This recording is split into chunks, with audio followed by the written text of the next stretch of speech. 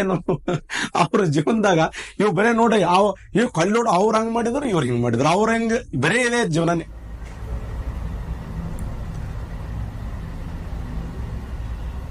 ಒಬ್ಬ ಋಷಿ ಇದ್ನಂತ. ಒಬ್ಬ ಋಷಿಗೆ 7 ಜನ ಶಿಷ್ಯರಿದ್ರಂತ. 7 ಜನ ಶಿಷ್ಯರಿಗೆ ಆ ಋಷಿ ಹೇಳಿದ್ದ, ನೀವು ಹೆಣ್ಣು ಮಕ್ಕಳಂದ್ರೆ ಬಹಳ ದೂರ ಇರ್ಬೇಕು, ಹೆಣ್ಣು ಮಕ್ಕಳಿಂದ ಬಹಳ ನಾವೆಲ್ಲ ಏನು ಕಾಮ ಕ್ರೋಧ ಮದ ಮತ್ಸರ ಮೊಹಲೋಭಗಳನ್ನು ಮೆಟ್ಟಿ ನಿಲ್ಲಬೇಕು ಅಂತ.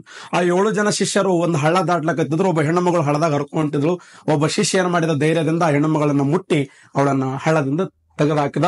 ಇವು 6 ಜನ ಯಪ್ಪು ಯಪ್ಪು ಯಪ್ಪು ಯಪ್ಪ ಜೀವನ ಹೋಯ್ತು. ನಮ್ ಗುರು ಹೇಳಿದ ಮಾತು ಕೇಳಿಲ್ಲ. ಆ 6 ಜನ ಬಂದು ಗುರು ಹೇಳಿದ್ರತ್, ಗುರುವೇ ನಮ್ಮ ಶಿಷ್ಯ, ನಿಮ್ಮ ಶಿಷ್ಯ ಪರಮ ಶಿಷ್ಯ ಅದನ್ನೆಲ್ಲ ತಪ್ಪು ಮಾಡ್ಯಾನ, ಒಬ್ಬ ಹೆಣ್ಣು ಮಗಳನ್ನ ಮುಟ್ಟಿ ಆ ನದಿಯಿಂದ ಹೊರಗೆ ಇಟ್ಟಿದ್ದಾನೆ, ಹೆಣ್ಣು ಮಗಳನ್ನ ಹೊತ್ಕೊಂಡು ಈ ಕಡೆ ನದಿಯಿಂದ ಹೊರಗಿಟ್ಟ ಅಂತ. ಅವಾಗ ಗುರು ಅಂದ, ಏನ್ ತಪ್ಪು ಮಾಡಿದ, ಒಳ್ಳೆ ಕೆಲಸ ಮಾಡ್ಯಾನಲ್ಲ, ನದಿಯಲ್ಲಿ ಹೋಗುವಂತ ಹೆಣ್ಣು ಮಗಳನ್ನ ರಕ್ಷಣೆ ಮಾಡ್ಯಾನಲ್ಲ, ಮುಟ್ಟಬೇಕೇನ್ರ ಅಂದ. ಇಲ್ಲಪ್ಪ, ಅವ ಅಲ್ಲೇ ಮುಟ್ಟಿ ಎತ್ತಿಟ್ಟು ಬಂದ, ಅಲ್ಲಿಂದ ನೀವು ಹೊತ್ಕೊಂಡ್ ಬಂದಿರಲೇ ಅಂದ.